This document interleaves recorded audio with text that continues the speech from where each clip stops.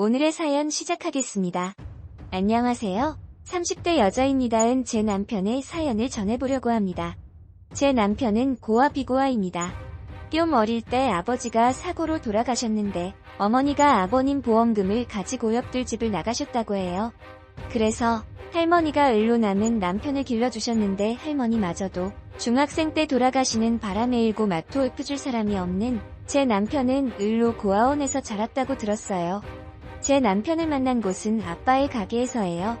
아빠 가게의 아르바이트생이었던 남편은 성실하고 센스 있는 모습으로 저희 아빠의 마음을 그대로 훔친 사람이었어요.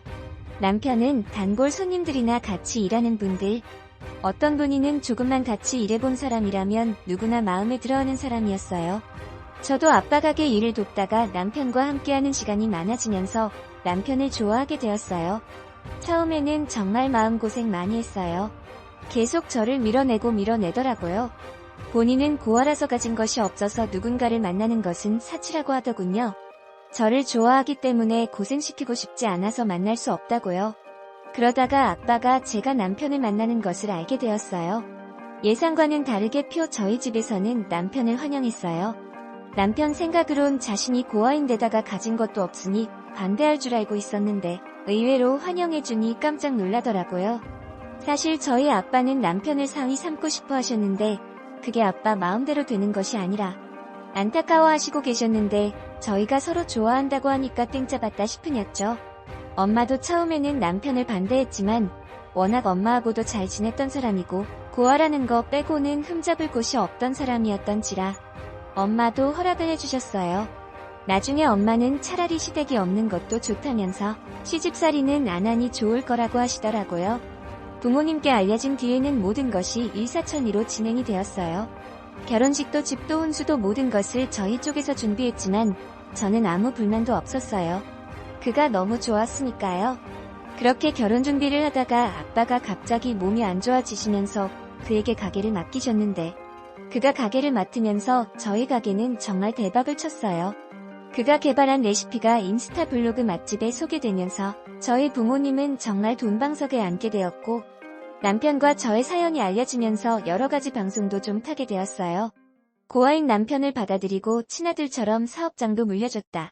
그런 내용으로요. 아무튼 그런 미담이 방송을 타자 저희 가게는 장사가 더 잘 되었고요. 매장 규모를 3호점까지 늘리는 등 뭐 좋은 일에 좋은 일만 생기는 상황이었어요. 그런데 호사다마라고 하던가요? 한 번도 싸우지 않던 저희 부부가 싸우는 일이 생겼는데 바로 남편의 친모라는 여자가 나타난 거예요. 남편을 버리고 간 그 여자가 방송을 보고 매장으로 남편을 찾아온 거였어요. 온몸에 명품을 두르고 남편을 만나러 온 그 여자는 남편에게 눈물로 그동안 보고 싶었다고 매달리더라고요. 그 여자는 자기기는 남편이 죽은 뒤 할머니에게 쫓겨난 거고 보험금은 한 푼도 받지 못했다며 너무 억울하다고 했어요. 만일 네 고아원에 간 걸 알았다면 내가 찾아가서 너를 거뒀을 거라고요. 엄마의 정이 그리 있던 남편은 그 여자의 말을 다 믿더라고요. 그 여자가 그 당시만 해도 참 남편한테 잘했거든요. 그 여자는 아들과 오랜 세월 헤어져 있어서 당분간 같이 있고 싶다면서 일방적으로 저희 집으로 쳐들어왔어요. 저희 부모님이 해주신 신혼집에요. 그러고는 나는 바닥에서 못 자고 침대도 퀸 아니면 못 자니까 안방을 내줘야겠다. 좁은 곳에서는 숨이 막혀서 못 살아. 너희 안방도 많이 좁지만 내가 참아보는 거야. 안방에 내 집 들여놓고 당분간만 내가 쓰도록 하자 이러면서 안방을 내놓으라고 하더군요. 정에 굶주린 제 남편은 그게 참 무리한 요구인지 알면서도 엄마랑 당분간 같이 있고 싶으니 좀 들어주면 안 돼? 나 엄마랑 같이 살고 싶어. 어차피 며칠이잖아. 응, 제발 이러는데 살면서 한 번도 저한테 그 무엇도 요구하지 않았던 사람이라 들어주지 않을 수 없었어요. 그런데요, 알고 봤더니 그 여자 그동안 참 결혼도 많이 하고 이혼도 많이 했더라고요. 이번에 우리를 찾아온 것도 남자한테 쫓겨나서 온 거였어요. 바람을 피워서 남자가 혈압이 올라 쓰러졌는데 돌아가시게 생기자 재산 가로채려고 몰래 혼인신고하려다 걸려서 위자료 한 푼 없이 쫓겨났다고 하네요. 그러니 더 이상 갈 데가 없어서 남편을 찾은 거고요. 그렇게 그 여자와 6개월 정도 같이 살았어요. 남편도 처음에는 다정하게 다가오던 엄마가 매일 돈만 요구하고 바라는 것이 많으니 슬슬 이상하게 생각하더라고요. 남편 카드를 가져다가 매일 명품 쇼핑을 하던 그 여자는 돈 좀 아껴 쓰라며 안 좋은 소리를 하자 소리를 지르면서 남편한테 엄청 화를 냈어요. 집을 나가겠다는 협박을 하고 제 남편은 더 이상 그 여자한테 아무 말도 하지 않더라고요. 그러다가 그 여자가 어느 날 저한테 봉투를 내밀었어요. 그 봉투는 예단 목록이더군요. 제가 결혼하면서 본인에게 준 것이 없으니 예단을 해오라고 하면서 명품백이랑 모피코트, 현금을 해오라고 하더군요. 전 너무 기가 막혔죠. 남편한테는 말하지 말라는 말도 덧붙이고요. 하지만 부부 사이에 비밀이 있나요? 듣자마자 모든 걸 남편에게 다 알렸죠.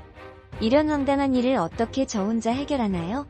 그동안 집을 나가겠다는 협박에 모든 것을 무마하던 남편이 절대 이건 안 된다고 그 여자한테 못을 박더군요. 남편이 집 나간다는 본인의 협박에도 꿈쩍도 하지 않자 그 여자가 큰 사건을 터뜨렸어요. 4~5점을 내려고 모아놓은 돈을 들고 그 여자가 도망간 거예요. 진짜 통장과 카드를 통째로 들고 도망가서는 진짜 말이 안 나오네요. 결국 도난 신고를 했고 경찰에 잡혔지만 아들이라는 이유로 끝까지 그 여자를 법적으로 처벌을 하지는 못했어요. 저희 남편이 마음이 진짜 약하더라고요. 저희 부모님은 그 사람에게 다 맡긴 돈이니 저더러 관여하지 말라고 하시더라고요. 핏줄인데 어쩌냐고요. 결국 그 여자가 까먹은 돈은 어쩔 수 없이 포기하고 인연을 끊고 살기로 했어요. 그는 며칠을 울고 잠도 못 자고 밥도 못 먹었어요. 하기야 20년 넘게 헤어졌던 엄마가 나타나 본인에게 사귀기를 쳤으니 얼마나 아팠겠어요. 저라면 감옥에 보냈을 텐데 남편은 그러지 못하더라고요. 물론 그런 섬세함과 다정함에 제가 그를 사랑하게 된 거지만요. 그는 밤마다 울면서 제게 사과를 했어요. 이제 내 가족은 자기와 장인어른 장모님 뿐이야. 정말 미안해. 정말 미안해. 나는 자기한테 아무 도움이 안 되나 보다. 저는 이제 잊고 우리끼리 잘 살면 된다고 다 잊자고 했어요. 그렇게 남편하고 저는 다시 한번 저희의 행복을 위해 노력하고 자리를 잡아가고 있었어요. 그런데요. 정말 기막히고 어이없게 그 여자가 저희를 상대로 소송을 걸었어요. 부양료 청구 소송. 저희 남편은 그 여자의 하나밖에 없는 외동아들이고 가게를 하면서 재산이 꽤 되니 자기를 부양하라고요. 본인은 일을 해서 자력으로 생활을 해나갈 능력이 없는 사람이라는 것이 소의 취지였어요. 그 여자가 저희 남편한테 해준 것이 뭐가 있다고 부양료 청구 소송을 거는 건지 어이가 없었어요. 하지만 저희가 알아본 바로는 저 소송에서는 저희가 질 수밖에 없다고 하더라고요. 남편은 그 여자한테는 한 푼도 줄 수 없다고 했지만 오랜 법정 공방을 끝에 결국 그 여자가 승소했어요. 그래도 그 여자는 남편을 낳은 사람이고 조금이라도 길러준 사람이니까 부양의 의무는 있다고 하더라고요. 그런데 변호사 말이 부양의 의무는 있으나 그 여자가 나이도 젊고 남편한테 해준 것이 없어서 저희가 줘야 하는 돈은 적을 거라고 했어요. 그래서 저희도 머리를 썼죠. 재판을 계속 딜레이 시켰어요. 그 여자는 저희한테 부양비를 받을 수 있을 줄 알고 고급 호텔에서 생활하고 스파며 마사지며 빚으로 생활하고 있었어요. 그런데요, 그 여자가 모르는 사실 하나가 저희 친정에서 가게는 남편에게 줬지만 명의는 아직 남편 것이 아니었거든요. 세금이랑 여러 가지 문제 때문에 일가게 명의는 남편의 것이 아니었어요. 즉, 남편은 재산이 전혀 없다는 거예요. 부양비를 책정할 때 부양 의무자의 경제력과 여러 가지 사정이 반영되는데 저희 남편은 재산도 없고 그 여자는 어릴 때 제 남편을 버렸기 때문에 실질적인 부양액은 아주 적게 나오겠죠. 뭐 예상대로 저희가 재판에서 졌어요. 그 여자가 남편에 대한 의무를 다하지 않았지만 그래도 저희 남편이 그 여자를 부양할 도덕적 의무는 있다고 하더라고요. 그 여자의 기본적인 생존 기본권을 보장해야 한다나요? 그런데요, 그 액수가 15만 원이에요. 저희는 매달 그 여자한테 15만 원씩 줘야 하는데 그것도 그 여자가 지금은 아직 나이가 젊어서 스스로 노동할 기력이 있기 때문에 몇 년 뒤에 지급하면 된다고 하더라고요. 어쨌든 그 여자는 저희와의 소송에서는 승소했으니 변호사한테 승소 사례를 해야 한다고 하더라고요. 제가 알기로는 변호사 승소 사례비 꽤 센 걸로 아는데 저희한테 죽을 때까지 받을 돈 다 모아도 그 승소 사례비도 안 될 것 같더라고요. 저희한테 돈을 받기기를 바랬는데 그 돈도 바로 받지 못하니 엿먹은 거죠. 그 여자 평생 남자한테 기생해서 먹고 살다가 이제는 아들한테 기생하려고 했는데 뜻대로 안 되어서 너무 꼬숩더라고요. 재판에서 승소했다고 좋아하다가 15만원 지급하라는 그 말 들었을 때 그 여자 표정을 봤어야 하는데 평생을 그 손에 걸레 한 번 쥐어본 적 없는 그 여자가 변호사비며 그동안 받은 마사지비, 스파비 등 갚아 나가야 해서 식당에서 일하고 있다고 들었어요. 가지고 있는 명품들도 다 내다 팔았다고 하더라고요. 지금도 어디 돈 많은 남자 없나 찾아다니며 기생할 남자를 찾는다고 하는데 나는 이제 나이도 꽤 들어서 그것도 뜻대로 되지 않는 것 같아요. 뭐 나이 들어서 할머니 다 된 꽃뱀을 누가 좋아하겠어요. 추후 남편 명의의 재산이 생기면 그 여자가 남편한테 추가 부양비를 요구할까봐 모든 재산은 제 명의로 하기로 했어요.